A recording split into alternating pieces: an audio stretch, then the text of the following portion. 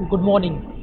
ये 18 जुलाई 2021 का जो आर्टिकल बाकी था संडे का, आज हम लोग डिस्कस करेंगे। ओके, संडे में एडिटोरियल नहीं होता है तो उतना ज़्यादा इम्पोर्टेंट नहीं होता है आर्टिकल। फिर भी जो भी इम्पोर्टेंट है न्यूज़, अगर हम रेगुलर पढ़ेंगे तो फिर हमारा वो रूटीन मेंटेन रहेगा। तो सबसे पहले जो न्यूज़ है वो Taliban on battles, we will win the war. मतलब अब है ना, जो अफ़गानिस्तान के जो प्रेसिडेंट है अशरफ गनी, इन्होंने कहा कि तालिबान सिर्फ बैटल जीत सकता है, छोटे मोटे लड़ाई जीत सकता है, लेकिन जो पूरा युद्ध है वो हम जीतेंगे। क्योंकि अब आज के डेट में अफ़गानिस्तान में दो की सरकार है।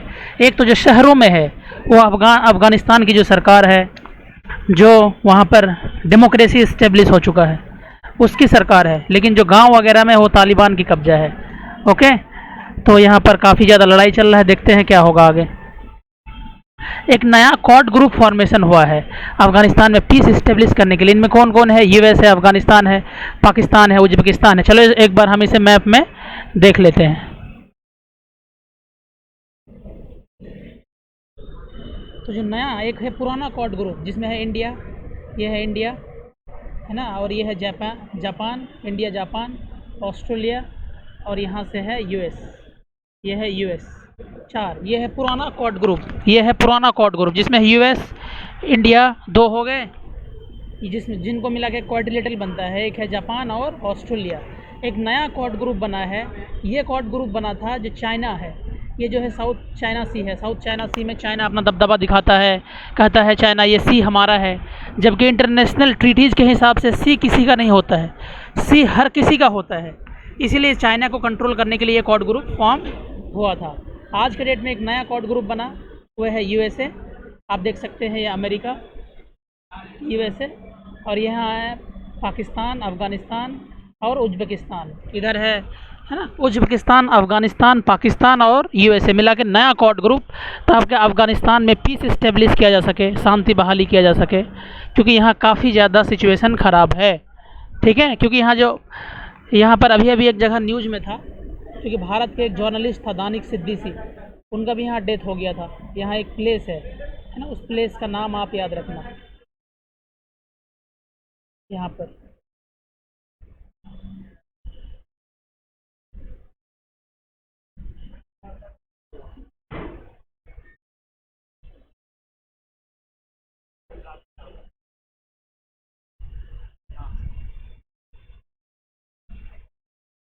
ओके, तो यहाँ पर अभी हमारा दानिश सिद्दीकी का एक यहाँ जर्नलिस्ट था, डेथ हो गया था। तो काफ़ी क्रिटिसिज्म हो रहा है कि यहाँ पे है ना, कई सारे लोग उन्हें कॉन्डोलेंस दे रहे हैं, लेकिन हमारे प्राइम मिनिस्टर साहब नहीं दिए थे। तो आप है ना, आम आदमी गवर्नमेंट वैसे क्रिटिसाइज़ कर रहे थे कि प्रधानमंत्री को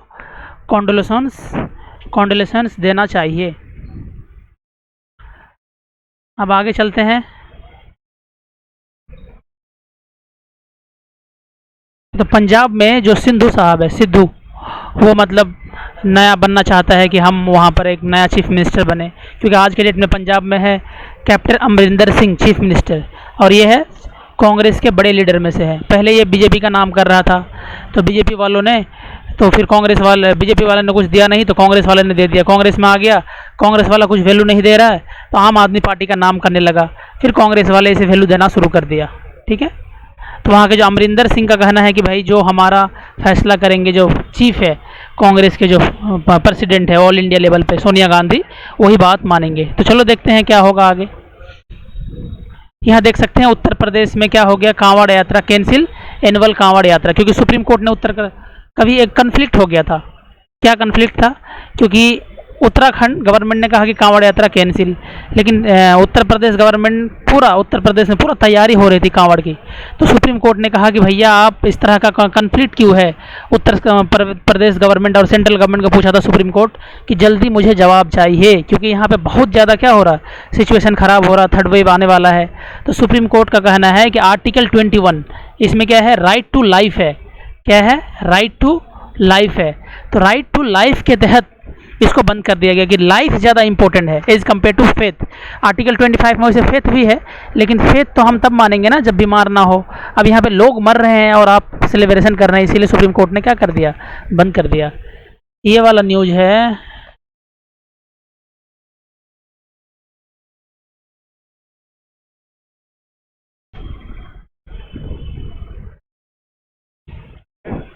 आपके पास कोई पतला पिन का चार्जर है क्या? I am now teaching. नहीं है भैया, मेरे पास सी टाइप का फ़ोन है।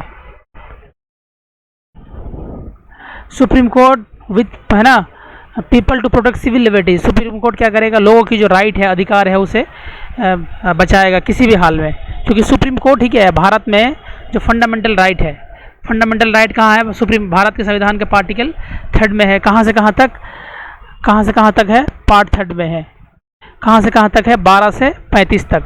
लेकिन फंडामेंटल राइट अगर प्रोवाइड नहीं करता है स्टेट, या कोई अगर डिनाई करता है, तो उसका मालिक कौन है, सुप्रीम कोर्ट। इसीलिए जो भारत के जो चीफ जस्टिस ऑफ इंडिया है, जस्टिस NV रमन्ना ने ये बात कही है, तो काफ़ी इंपॉर्टेंट है। Delta variant found most Covid cases in capital. Capital में जो दिल्ली में डेल्टा वेरिएंट 475 सैंपल्स में से 83% क्या है, डेल्टा वेरिएंट है। तो कई सारे अल्फा बीटा गामा ये सब वेरिएंट है कोरोना का, जो अलग अलग चेंज होते रहता है। लेकिन जो डेल्टा वेरिएंट है, कहा जाता है कि ये थोड़ा सा है ना, इंडिया में ही जनरेट हुआ है और थोड़ा सा काफ़ी ज़्यादा फैलता भी है।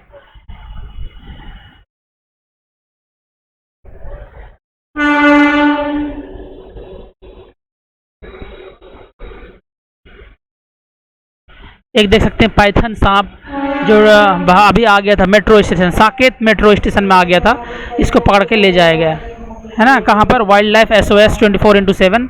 इनको जब फ़ोन कॉल मिला तब। तो ये वैसे काटता नहीं है, नॉर्मली क्या होता है, नॉन वेनोमस, मतलब जहरीला नहीं होता है। लेकिन अगर उसको कोई अटैक करता है तो फिर वो बाइट करता है या फिर रिटिलिएशन करता है, ठीक है, अगर उसको कोई कोई गुस्सा दिलाता है तब। दिल्ली यूनिवर्सिटी में एडमिशन के लिए कोई भी कॉमन इंट्रेंस टेस्ट नहीं होगा, क्योंकि हर साल एक टेस्ट होता था। इसका नाम है, क्या नाम है, central university common test entrance test, है ना। ये नहीं होगा कोरोना की वजह से। तो 26 जुलाई से यूजी का, यूजी मतलब अंडर ग्रेजुएट, मतलब 12th क्लास के बाद जो भी आप बैचलर कोर्स में डिग्री कोर्स एडमिशन लेना चाहते हैं, उसे बोलते हैं यूजी।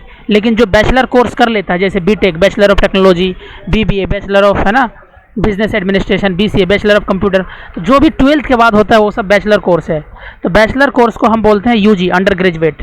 और जो बैचलर के बाद जिस कोर्स में हम एडमिशन लेते हैं उसे हम बोलते हैं PG, मतलब पोस्ट ग्रेजुएट, ग्रेजुएशन के बाद की डिग्री। तो यूजी का कोर्स का एडमिशन शुरू हो जाएगा 26 जुलाई से, और 2 अगस्त से किस चीज़ का, 2 अगस्त से यूजी का, और 26 जुलाई से PG का।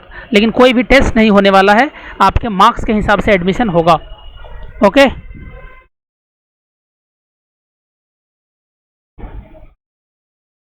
हाँ, ये वाला काफ़ी इंटरेस्टिंग न्यूज़ है, आप देख सकते हैं। ये वाला काफ़ी इंटरेस्टिंग न्यूज़ है, मैं आपको बताने वाला। ये कौन है, ये है हमारे, है ना, बैडमिंटन। बैडमिंटन में ये है एक IAS ऑफिसर, कहाँ, गौतम बुद्ध नगर डिस्ट्रिक्ट मजिस्ट्रेट, DM है। लेकिन पैरा में बैडमिंटन में जो 2021 में अभी जापान में होने वाला है ओलंपिक्स, इसमें इनका सिलेक्शन हो गए, सर के सिलेक्शन हो गए। तो काफ़ी अच्छा, IAS ऑफिसर के साथ होते हुए भी ये बैडमिंटन में काफ़ी, है ना, काफ़ी जगह अभी तक जीत चुके हैं। देख सकते हैं आप, 2016 में बीजिंग में, है ना, टर्की बीजिंग में गोल्ड जीत चुका है एशियन चैंपियनशिप में। टर्किश में 2017 में, है ना, 2017 में एक ओलंपिक में सिल्वर भी जीत चुके हैं जापान में। इस बार 2021 में फिर से सिलेक्शन हो चुका है। 2007 बैच के हैं, 2007 में IAS बन के आए थे। तो सर का ये कहना है कि देखो IAS के साथ हाँ, ये वाली लाइन मुझे काफ़ी ज़्यादा दिल छू लिया कि किसी ने पूछा,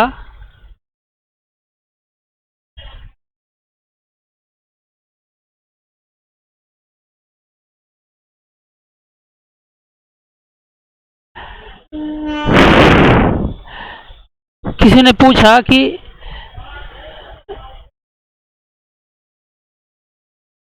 सर का, किसी ने इनसे पूछा, सर से पूछा कि सर आप इतना कैसे आप तैयारी कर लेते हैं दिन भर का एडमिनिस्ट्रेशन का काम करने के बाद भी। तो सर का जवाब था कि ये ऐसे ही है जैसे दिन भर काम करने के बाद आप एक मूवी देख रहे हो, मतलब 10 बजे रात को हर रोज़ सर प्रैक्टिस करते हैं। तो प्रैक्टिस में आपको बहुत ज़्यादा नहीं चाहिए। बैडमिंटन में सर काफ़ी बहुत ज़्यादा पहले क्रिकेट में बहुत ज़्यादा टैलेंटेड थे, बहुत ज़्यादा, मतलब क्रिकेट बहुत ज़्यादा पसंद करते थे, लेकिन बाद में इन्होंने फिर बैडमिंटन को पसंद करने लगे, है ना, fail in love with badminton, और आज के डेट में बैडमिंटन में फिर भारत की तरफ से ओलंपिक में खेलने जा रहे हैं। तो सर का ये कहना है कि अगर पेंसिल को बहुत ज़्यादा आप क्या करोगे, शार्प करोगे पेंसिल को, बहुत ज़्यादा शार्प करोगे पेंसिल को, तो पेंसिल जल्दी जल्दी बहुत ही पतला महीन तरीके से लिखेगा। इसी तरह से मेंटल एंड फिजिकल फिटनेस बहुत ज़रूरी है किसी भी फील्ड में, एक्सेलेंस में। वैसे भारत में लोग ये सोचते हैं कि यार खेल अलग चीज़ है, पढ़ाई अलग चीज़ है, पढ़ाई और खेल एक साथ नहीं कर सकते हैं, लेकिन सर का कहना है कि नहीं नहीं, अगर आप खेलेंगे तो आपका फिजिकल और मेंटल हेल्थ दोनों ही अच्छा रहेगा। ओके, तो ट्रेन आ गया है इसीलिए आवाज़ आ रही होगी बहुत ज़्यादा।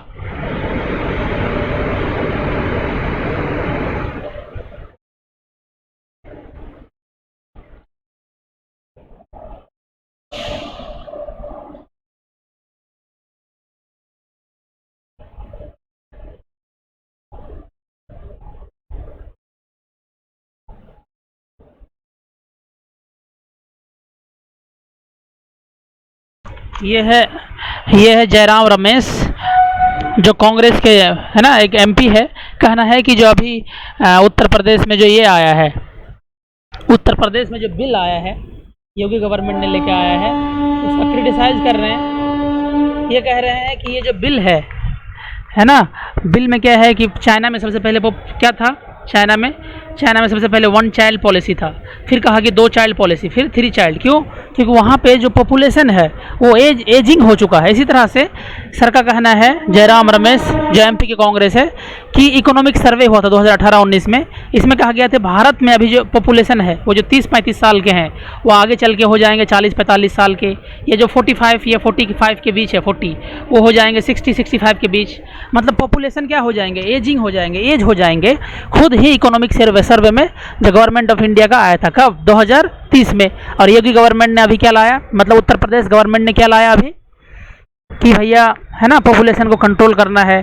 तो हमें पॉपुलेशन कंट्रोल नहीं करना है, हमें क्या करना है, सबसे पहले जो एजिंग पॉपुलेशन है उनका ख्याल रखना है, और साथ साथ क्या करना है ना, एम्पावर करना है वुमेन को, फैमिली प्लानिंग भी करना है, साथ साथ सोशियो इकोनॉमिक, सोशल में और इकोनॉमी में भी पार्टिसिपेशन होना चाहिए लोगों में।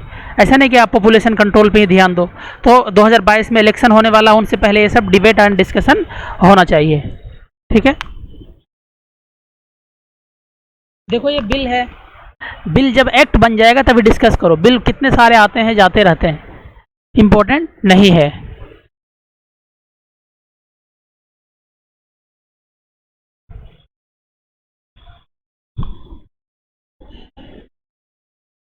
ये एक न्यूज़ देख सकते हैं, इसमें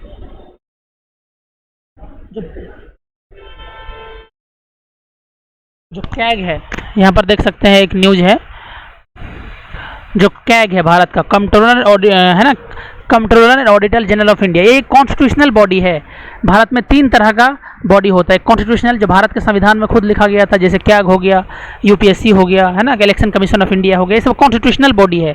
एक होता है स्टैट्यूटरी बॉडी, जो लॉ बना करके पास किया गया, ठीक है, और एक होता है एग्जीक्यूटिव बॉडी, जैसे नीति आयोग, ये एग्जीक्यूटिव, जैसे एनजीटी हो गया, स्टैट्यूटरी बॉडी है ना, जैसे भारत का आर्टिकल 21 के तहत राइट टू हेल्थ है, राइट टू गुड इन्वायरमेंट होना चाहिए, उसके तहत काम करता है। और एक होता है हमारा क्या, स्टैट्यूटरी, जो इस कानून में लिखा हुआ, जो भारत के संविधान में लिखा हुआ है। तो कैग भी भारत के 148 से 151 तक आर्टिकल में लिखा हुआ है ना। तो अभी आप लोगों के लिए होमवर्क है, अभी इनके रिसेंट में कौन चेयरमैन है और इनका कितना टर्म्स ऑफ ईयर के लिए इनका चेयरमैन को चुना जाता है, ठीक है, आपके ये होमवर्क है, मेरे व्हाट्सएप में आप बताएंगे। तो ये कहा गया है, जो है ना, कांग्रेस पवन खेड़ा है, एक नेता है, तो एक ये है भारत का एक प्रोजेक्ट है बहुत बड़ा, इसका नाम है भारत नेट। भारत नेट एक प्रोजेक्ट है जिसके तहत भारत के 6 लाख विलेज में, है ना, फास्टेस्ट बीएसएनएल नेटवर्क के द्वारा, फास्टेस्ट, है ना, ये एक स्कीम्स है भारत सरकार की, सेंट्रल गवर्नमेंट की, फास्टेस्ट लोगों को इंटरनेट और वाईफाई एक्सेस प्रोवाइड करना था, जिसके तहत जो केबल होता है ना, अंडरग्राउंड केबल, वो बिछाया जाना था। तो इसके लिए बहुत सारे कॉमन सर्विस सेंटर जो विलेज में, गांव में, उनको पैसा पहुंचाना था। तो उनके लिए कैग क्या है, controller and auditor general of India, Bharat सरकार के जितने भी इंस्टीट्यूशन है, भारत की जितनी भी कंपनी है, तो भारत सरकार जितने भी स्टेट गवर्नमेंट और सेंट्रल गवर्नमेंट को पैसे देती है उनका ऑडिट करती है। ऑडिट मतलब कितना लिया और कहाँ कहाँ कितना खर्च किया है। तो उसमें पाया गया है कि अभी लगभग 116 करोड़ या 386 करोड़ का है ना कुछ घोटाला हुआ है, स्कैम्स हुआ है, इसमें कुछ मिसिंग मिला है ये टर्म्स। तो ये पूछ रहे हैं कि अभी जो भारत के इसके मिनिस्टर थे, IT minister, information and broadcaster minister, उन्हीं के अंडर ये काम आता है। तो ये पूछ रहे हैं कि क्या उन्होंने मिनिस्टर को अभी अभी हटा दिया गया, रिसफल किया कैबिनेट मिनिस्टर का। तो इनका कहना है कि क्या मोदी गवर्नमेंट ने इसीलिए हटाया रविशंकर प्रसाद को क्योंकि उन्होंने बहुत सारा पैसा घोटाला किया है, तो मोदी गवर्नमेंट हमें जवाब दे। ओके, मतलब जनता को जवाब दे।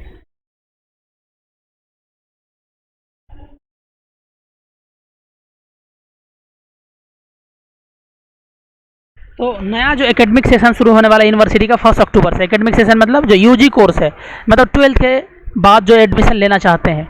12th के बाद कौन एडमिशन लेना चाहता है यूजी कोर्स में? सारे बैचलर कोर्स में, क्योंकि 12th का रिजल्ट अभी आया नहीं है।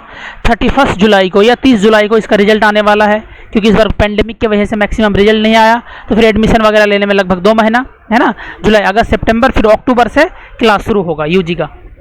एक छोटा सा इन्फॉर्मेशन था।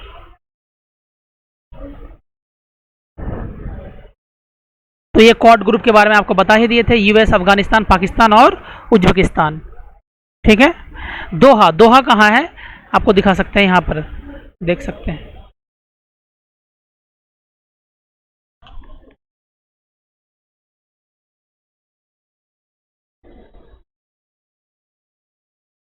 ये हमारा प्यारा भारत, यहाँ है कतर, है ना, ये है कतर, कतर के ऊपर है बहरेन। कतर का कैपिटल है दोहा, दोहा है ना, यहाँ एक बहरेन, और वहाँ देख सकते हैं एक बड़ा एक और देश है कुवैत, और यह है यूएई, यूनाइटेड अरब एमिरेट्स, है ना, और ये है ओमान, यमान, यहाँ है गल्फ ऑफ ओमान और पर्सियन गल्फ को कनेक्ट करता है स्टेट ऑफ हॉर्मुज। ये भी काफ़ी ज़्यादा न्यूज में रहता है, स्टेट ऑफ हॉर्मुज, है ना, ये देख सकते हैं। इस तरह से निहार लिया करो, जब भी आप पढ़ाई करते हो, जब भी कोई चीज़ न्यूज में रहता है तो देख लो। तो अफ़गानिस्तान है ना, और अफ़गानिस्तान के जो आर्मी है, अफ़गानिस्तान जो सरकार है वहाँ पे डेमोक्रेटिक सरकार जो शहरों में है, मतलब हसन रूहानी की सरकार, और जो तालिबान है वो दोहा में बातचीत कर रहे हैं, पीस टॉक। ओके, तो आज इतना ही इम्पोर्टेंट न्यूज़ था। Thanks a lot for listening. जय हिंद, जय भारत।